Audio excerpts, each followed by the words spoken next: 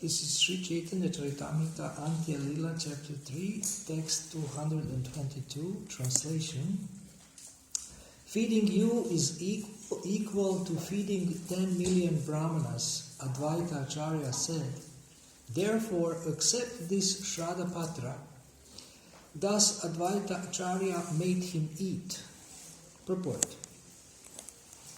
Shraddha is prasadam offered to the forefathers at a certain date of the year or month. The Shraddha Patra or plate offered to the forefathers is then offered to the best of the brahmanas in society. Instead of offering the Shraddha Patra to any other brahmana, Advaita Acharya offered it to Haridas Thakur, considering him greater than any of the foremost brahmanas. This act by Sri Advaita Acharya proves that Haridas Thakur was always situated in a transcendental position and was therefore always greater than even the most exalted Brahmana, for he was situated above the mode of goodness of the material world. Referring to the Bhakti Sandarbha, text 177, Srila Bhaktisiddhanta Saraswati Thakur quotes the following statements from the Garuda Purana in this connection. Brahmanam sahasrebhya satrayaji vishishyate satrayaji sahasrebhya sarva vedanta paragaha sarva vedanta vidkotya vishnu bhakta vishishyate Vaishnavanam sahasrebhya ekantyeko vishishyate. A brahmana qualified to offer sacrifices is better than ordinary brahmana, and better than such a brahmana is one who has studied all the Vedic scriptures. Among many such brahmanas, one who is a devotee of Lord Vishnu is the best. And among many such Vaishnavas, one who fully engages in the service of the Lord is the best. Bhaktirashtavidahyesha yasmim leche pivartate saviprendro munishreshta sagyani sacha panditaha tasmai deyam tato grahyam sacha pujyo yata harihi. There are many different kinds of devotees, but even a Vaishnava coming from a family of Nechas or Yavanas is understood to be a learned scholar, complete in knowledge. If he knows the Vaishnava philosophy, he should therefore be given charity, for such a Vaishnava is as worshipable as the Supreme Personality of Godhead. Name bhaktas chaturveti mad bhaktas svapacha priyaha tasmai deyam tato grahyam sacha pujo yatahyaham. Lord Krishna says, even if a non-devotee comes from a Brahmana family and is expert in studying the Vedas, he is not very dear to me, whereas even if a sincere devotee comes from a low family of meat-eaters, he is very dear to me. Such a sincere, pure devotee should be given charity, for he is as worshipable as I. Tumikaile hayakoti brahmana bhujana hitabali shradapatra karaila bhujana. Feeding you is equal to feeding 10 million brahmanas, Advaita Acharya said. Therefore, accept this Shraddha Patra.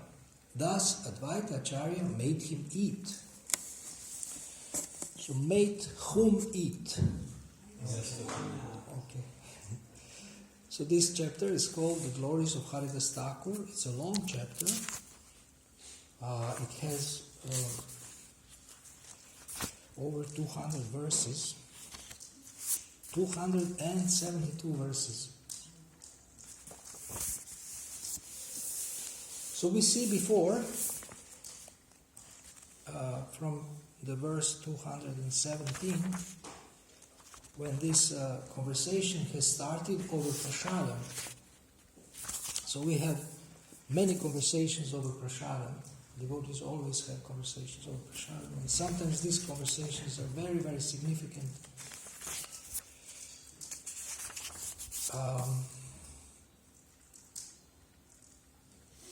So Haridas Thakur, he would accept food daily at the house of Advaita Acharya. And they would speak about Krishna together. But Haridas had a concern that Advaita Acharya, Prabhu, would be criticized because he is hosting a Muslim. So he was born in a Muslim family.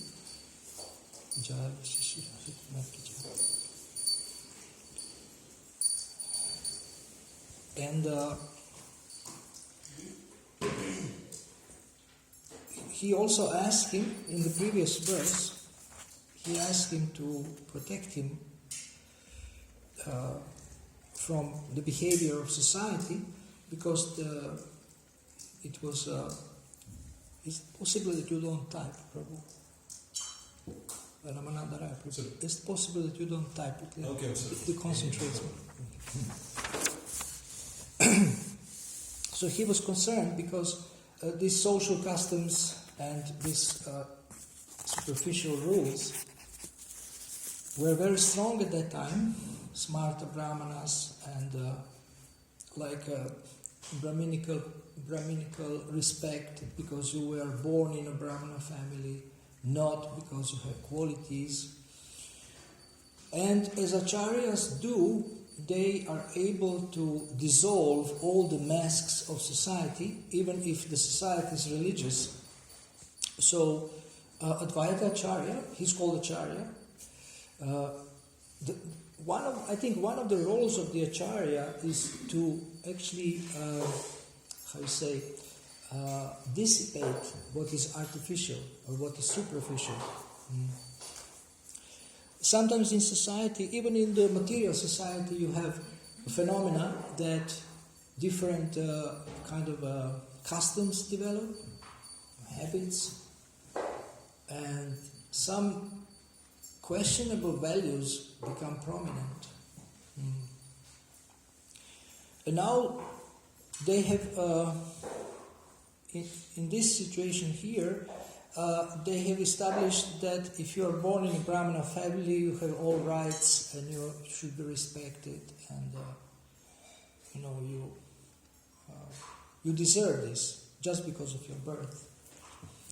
But Advaita Acharya has shown respect to Haridas Thakur because of his qualities and not because of his birth. His birth was very low. Being born in a family of meat eaters is a low birth. And probably most of us have been born in a family of meat eaters. How many of you have parents who were vegetarians?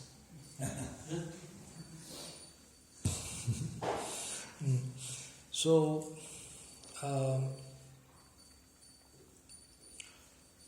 Shvapacha is a dog eater, but we have like pig eaters, and the worst is cow eaters, the worst of all.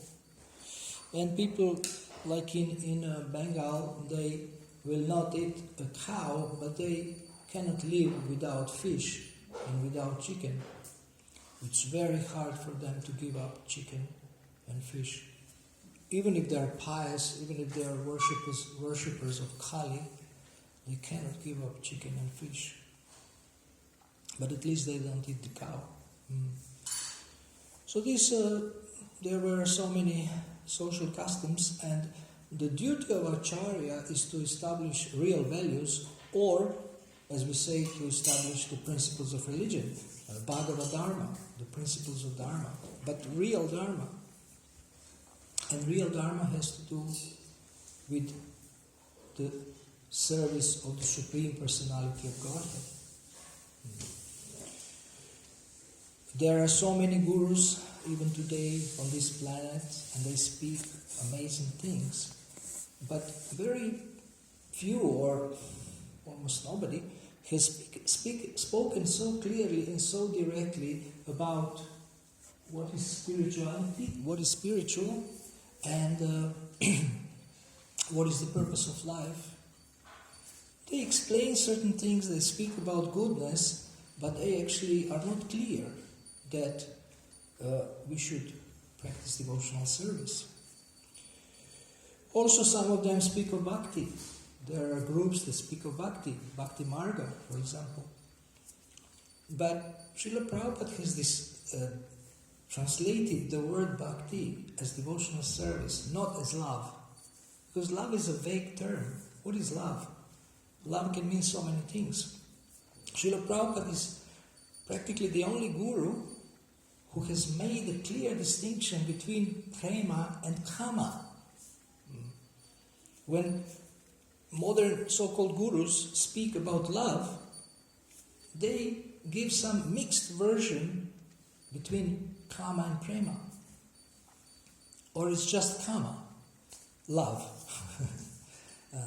But Srila Prabhupada has saved us by destroying our romantic ideas about what is love. So all mundane romantic ideas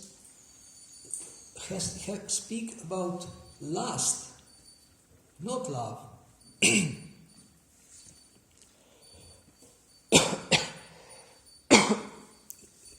It's always mixed. It's always mixed with lust, this conception of love. Even if it's a little bit in the mode of goodness, or you're selfless and you love selflessly and you forgive your wife for cheating you or your husband. But it's all mixed with lust and with selfish interest, and therefore Srila Prabhupada speaks about extended selfishness also. My family, my nation, my community, extended selfishness. Not only I, me, mine, aham mama or aham mameti, but also extended selfishness. So Haridas is always concerned. He was concerned a little bit about himself, but actually he was concerned about Advaita Acharya, because he will be criticized. He will be criticized. And he's an important person. And we know what Advaita Acharya is famous for. You tell me. What is he most famous for? Yes.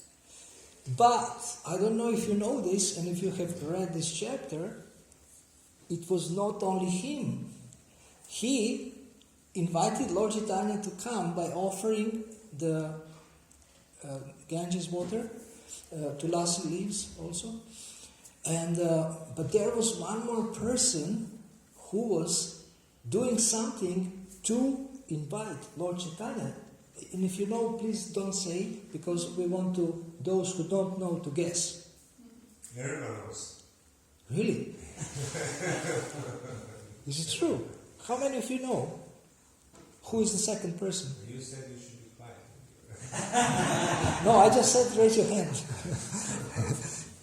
How many of you know who is the second person? Who is, how you say, responsible for inviting Lord Chaitanya? Okay, Dinodal Prabhu knows for sure, I see on his face. Who doesn't know? Okay, can you guess? Kolavecha Sridhar? No? Who? Haridas Thakur, yes. How he did it? Huh? How he invited Lord Chaitanya, how he prayed? Okay, he said it. Ramananda Raya Prabhu said it. Ramananda Raya Prabhu has a beautiful name. It's straight from the Chaitanya Charitamrita. He was chanting, and by this chanting he was inviting Lord Chaitanya. Later in the chapter you will see this. This is stated. So not only Advaita Acharya. Yesterday when I was looking at some verses before this, today's verse, and after, it was a revelation for me, because I didn't know this. For 35 years, I didn't know that there was a second person who was also, how you say, not responsible, but how you say, zaslužen. Who gets credit. Yeah, gets credit for inviting Lord Chaitanya. So that's Haridas Thakur. So Haridas Thakur, this chapter is called Glories of Haridas Thakur. And Haridas Thakur is famous for doing something that practically no one can do.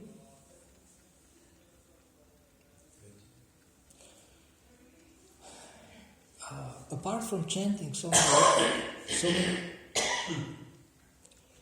apart from chanting so many rounds every day,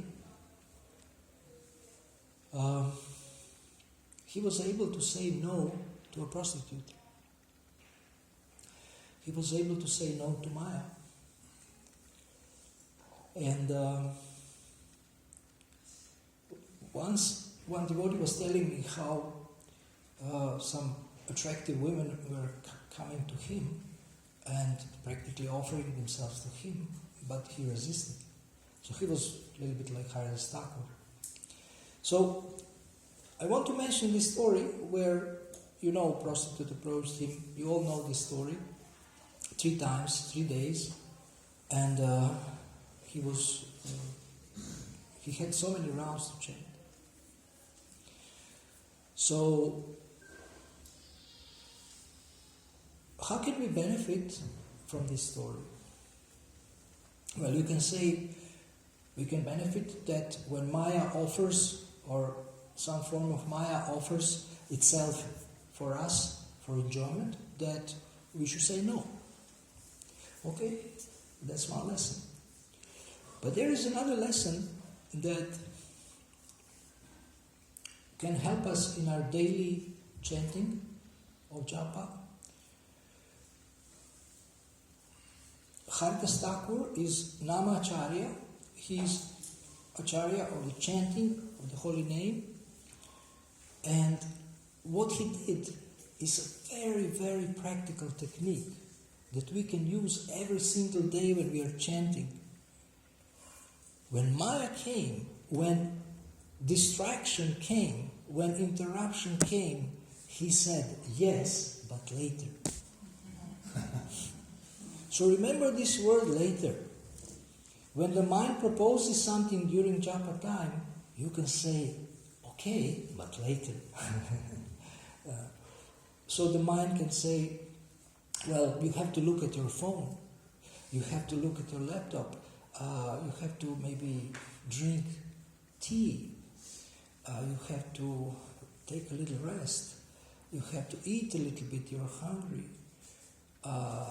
You have to pick up the phone and answer the call. So many things, so many distractions, interruptions. And one of the greatest diseases that we have is interrupting our japa. Interrupting our japa. Therefore, chanting in one go is a very, very nice goal for each devotee. Chanting 16 rounds in one go, without interruption, without doing anything else. Only if there is a life-threatening situation you can interrupt your japa, but otherwise, better to not interrupt our japa. Why? Because we want to show Krishna that we are serious about chanting, about japa. We want to show Krishna that we are serious about our japa. And I often, in my courses, I ask devotees, if you would do one thing every day that will make the greatest difference, positive difference in your life, what would it be? And almost everyone says, good rounds. But how many do it? How many really do it? How many of us really show Krishna that we are serious about our rounds?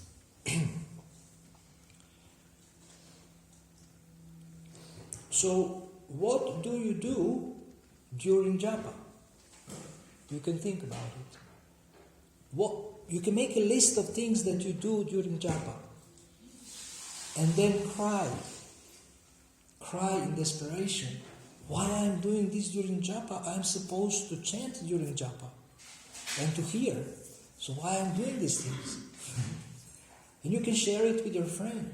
And you can cry together because she or he also does the same thing.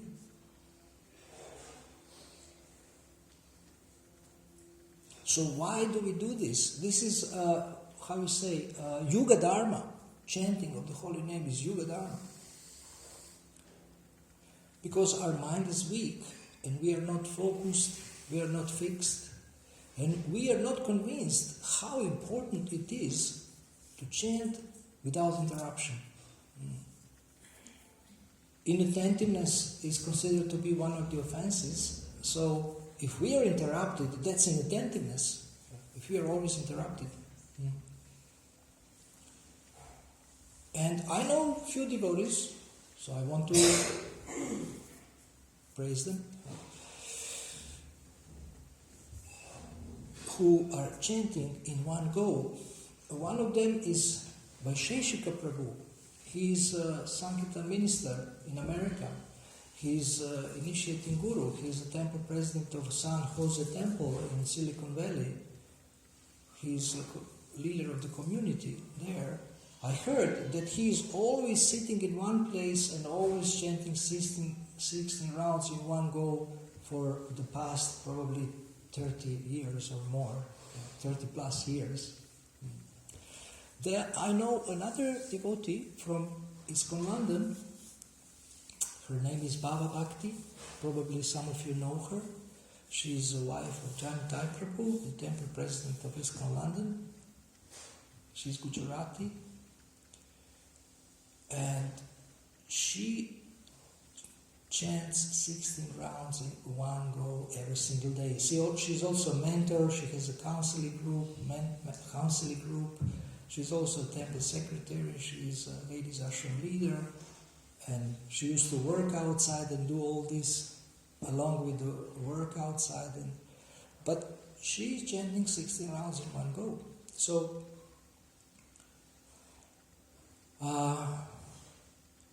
I asked on my Facebook, do you know anyone who chants 16 rounds in one go? And Dinodayal Prabhu mentioned some of the devotees who are here in this room, chanting 16 rounds in one go every single day. So Dinodayal Prabhu, can I mention the name or not? You, because you have to confirm, or no, you have confirmed, but maybe we can confirm now, or okay, maybe we keep it confidential. But if you are chanting 60 rounds in one go, you know it. We don't have to make it public, but we also don't have to make it secret. Why I'm saying this? I'm saying this because we should approach such devotees and beg them to enlighten us. How do you do this? How do you do this every day? How can you do this? How are you so serious? Please put your foot on my head so that I can do this too. Or at least with your hand, give me your blessings so that I can do this too. So remember, if you want to do this, the mind will try to distract you, and you use the technique of Haridas Thakur and say, okay, but later. The mind says, do this, do that, do this, do that. Okay, but later. Today we have a smartphone, then we have a tablet, which is a little bigger, and we have a laptop, which is bigger. Maybe you have a PC with a huge screen, Mac, and you have 4 types of distractions. Then you have different calls in the morning. I don't know why people call you so early, but sometimes they call. Then you need, because last night you have eaten too much, and now you need to drink the tea with spices for digestion. So this means you have to cook during japa. You have to cook a tea. And then, of course, because you are dying, you are very sick, you have to drink medicine during japa also. So this is another opportunity to interrupt your japa, our japa. And then I think we should make a list how we interrupt our japa and keep it with us and look at this every day to get inspired, to not do it, to stop doing it. So we all have our daily to-do lists, but it's good to have also not to-do list, what not to do, what to avoid. This is also good. So Haridas Thakur, the glory of Haridas Thakur is uninterrupted chanting. And when interruption comes, like prostitute or Maya personified also came, when interruption comes, he says, yes, but later. He says, yes, later. So we can use this learn this, take this lesson, use this technique that Haridas Thakur is applying very successfully.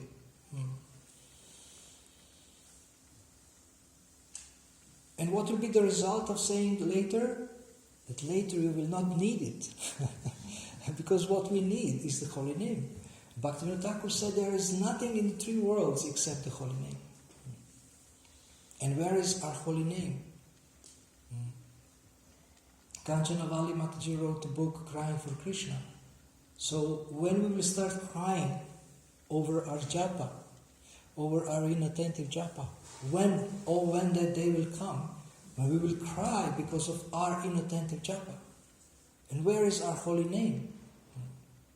Sometimes devotees come to me with so many problems and they're crying and in anxiety and tell me so many things, like mundane things. And I say, okay, where is your Krishna? Where is your Krishna? Oh, Krishna. I forgot about Krishna. But that's the problem. Where is your holy name? How is your holy name? Holy name is fine, but I'm not chanting it. How is your holy name? How is your japa? When you ask someone, like Ram Nishinga Prabhu from London, when he meets someone, he doesn't ask like typical British, how are you? Or, yeah, how are you? He asks, how is your spiritual health? How is your spiritual health? So the main barometer of spiritual health is japa. How is our japa? And if we try this yagya, Krishna says in the Bhagavad Gita of sacrifices, I am japa. If we try this yagya for 7 days only, this attentive, uninterrupted japa, we can see a huge difference in our lives. Huge difference. So much intelligence, strength, determination during the day, and clarity, no confusion, inner power, and also even love. We can feel more love in our heart if we chant in one go, attentively and determinedly, seriously.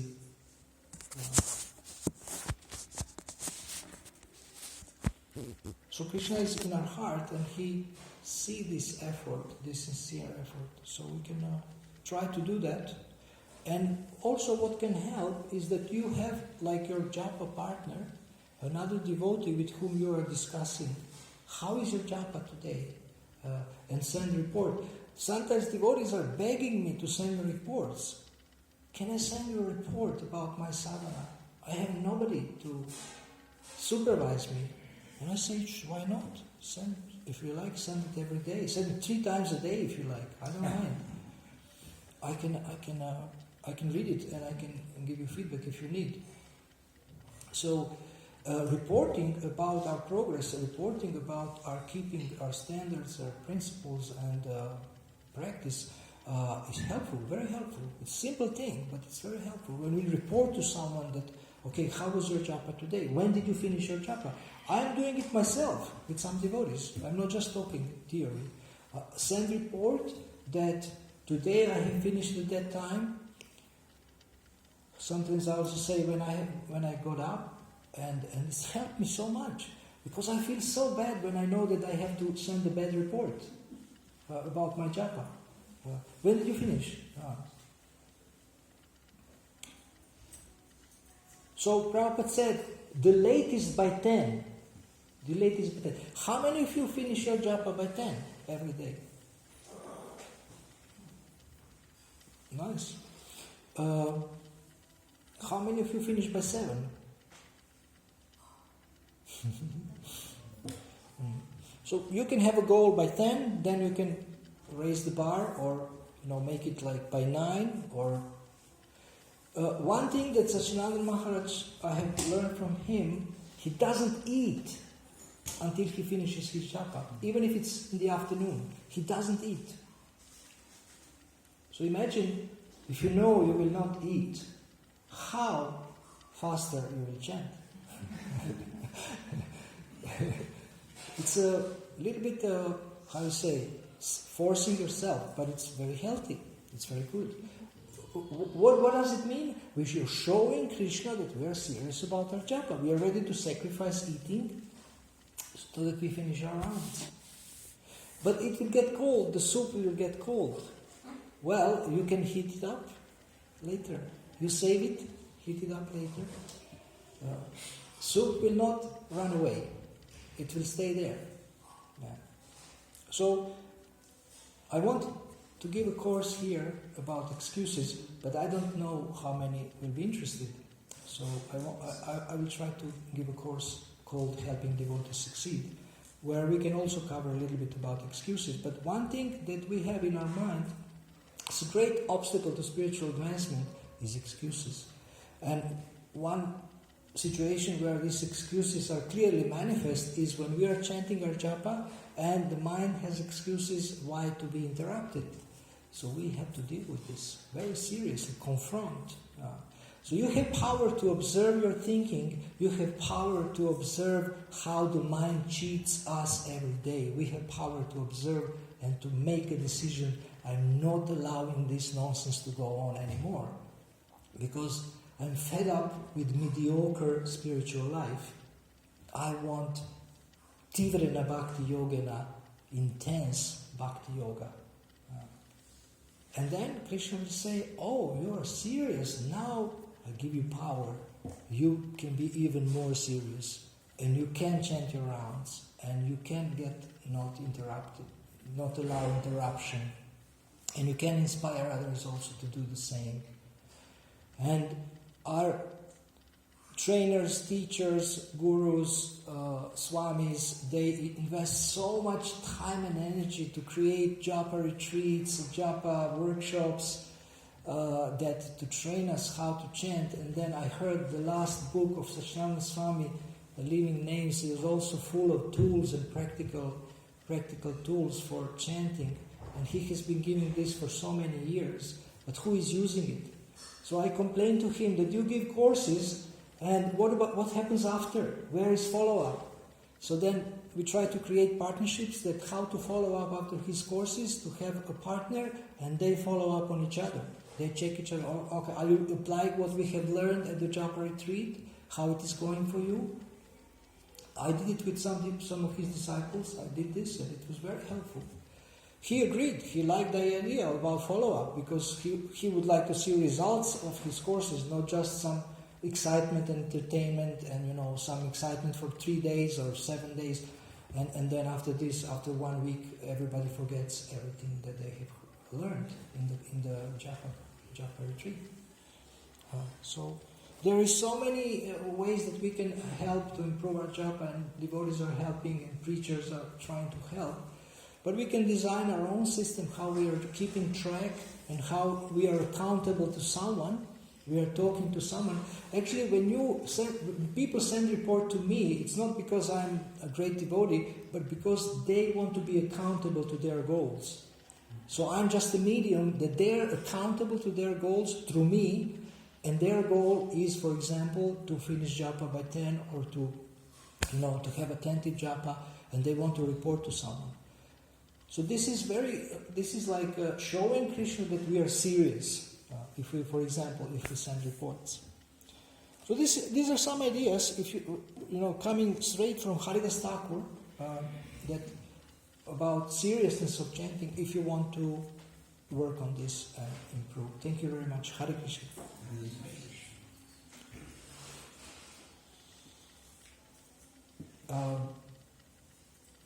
Is there any question? Yes? Anyone, Swami, just a few weeks ago, we were lecture on this, and he say, for chanting japa,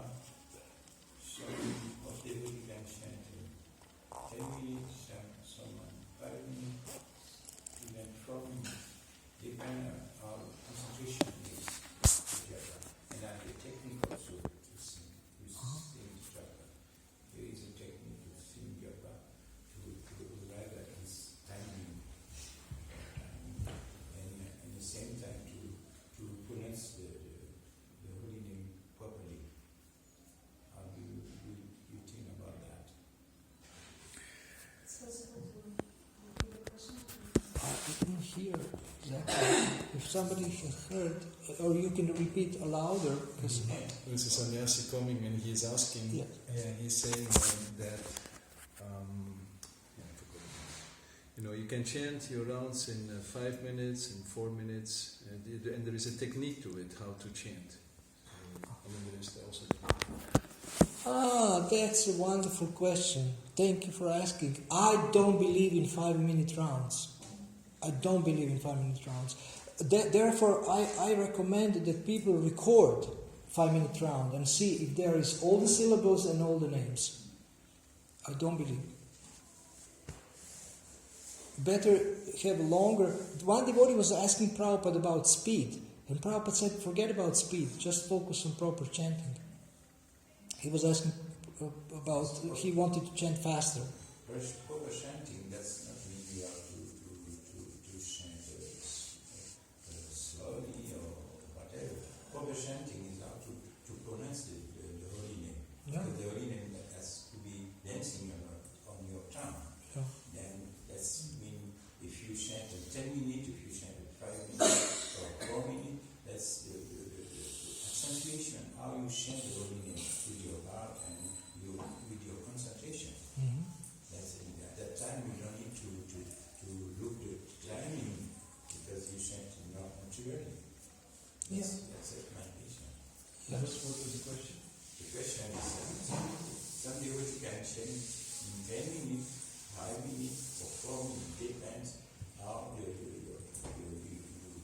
pronounce the holy name and how you chant with your heart and concentration. I would like to check this with recording. I would like to check if they are really chanting 16 rounds. Those who chant 5 minutes or 4 minutes, I would like to check that. Prabhupada said 5 minutes is the fastest. Below that, probably you're not pronouncing it. 5 minutes is, according to Prabhupada, possible. It's hard as it's Bhaktivinoda Thakur said 5 minutes is the minimum. Mm-hmm. But it's also too long is not good, and less than 5 minutes is also not good. 10 minutes was the longest, and then 5 minutes was the shortest. Maybe 2 minutes acceptable. I mean, this is a very dynamic community. I think you should have japa workshop every month, not once a year. Japa workshop is so important because after some time we just forget about japa, it becomes mechanical. We just finish rounds. So, but anyway, every individual can also always improve their japa. Even if there is no japa workshop, they can have their own japa workshop.